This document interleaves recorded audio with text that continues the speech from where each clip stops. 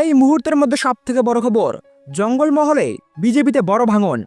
পশ্চিম মেদিনীপুর জেলার গড়বেতা 1 ব্লক তৃণমূল কংগ্রেসের উদ্যোগে গড়বেতা অডিটোরিয়ামে বিজয় সম্মিলনী অনুষ্ঠানের আয়োজন করা হয়।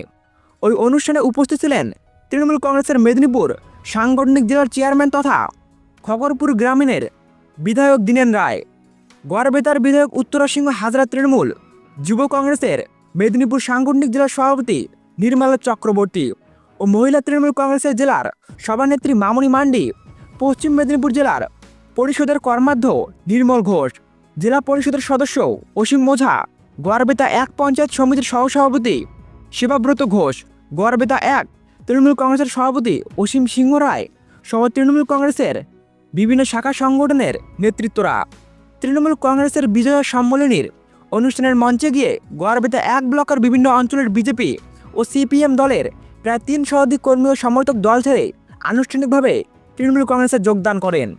তাদের হাতে তৃণমূল কংগ্রেসের পতাকা তুলে দেন অনুষ্ঠানের উপস্থিত তৃণমূল কংগ্রেসের নেতৃত্বরা।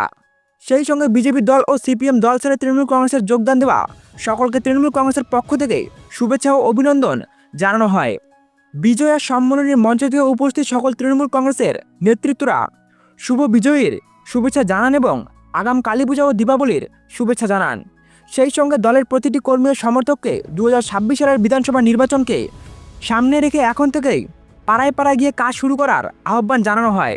দলনেত্রী মমতা বন্দ্যোপাধ্যায় ও দলের নেতা অভিষেক বন্দ্যোপাধ্যায়ের নির্দেশ মেনে দলের প্রতিটি কর্মীকে এখন থেকেই বাড়ি গিয়ে মানুষের সাথে কথা বলে তাদের অভাব অভিযোগ শোনার নির্দেশ দেওয়া হয়।